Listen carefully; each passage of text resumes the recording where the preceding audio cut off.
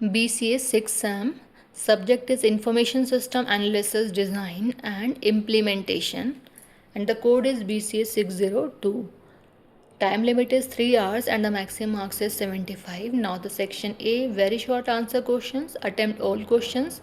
Each question carries 3 marks. Very short answer is required and not exceeding 75 words. Question first is what is MIS?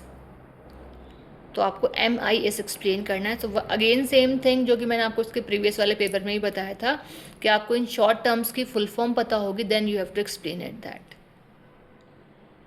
Question second, what are pitfalls in MIS development. Again देखिए MIS development की बात कर रही हैं कि pitfalls क्या होते हैं MIS डेवलपमेंट में. अब अगेन MIS की फुल फॉर्म क्या है, I think management information system है, तो आप देख लीजिएगा क्या इसकी फुल फॉर्म है, क्या उसका मीनिंग है. ठीक है. Question third, why cost estimation is important for project planning. तो कॉस्ट एस्टिमेशन क्यों इम्पॉर्टेंट है एक प्रोजेक्ट को प्लान करने के लिए, कि कॉस्ट का हम एस्टिमेशन करते हैं ना. Question fourth, what are case tool in system analysis and design. तो केस टूल्स क्या हैं सिस्टम एनालिसिस के लिए और उसके डिज़ाइन के लिए. Question fifth, explain the term polymorphism in an object oriented system. Now the section B, short answer type questions. Attempt any 2 questions out of the following 3 questions and each question carries 7.5 marks. So the question 6, distinguish between functional oriented and object oriented design. Question 7th, what are the important aspect of quality software. तो quality software के आपको जो important aspects हैं वो explain कर रहे हैं. Question 8, what is prototyping. Briefly explain the benefits and prototyping in system development. Now the section C, long answer type questions. Attempt any 3 questions out of the following 5 questions and each question carries 15 marks. Question 9th, what are the different steps in SDLC. Again same thing कि इसकी full form पता होगी, then you have to explain it that. आगे पूछा है what are the end product at each step.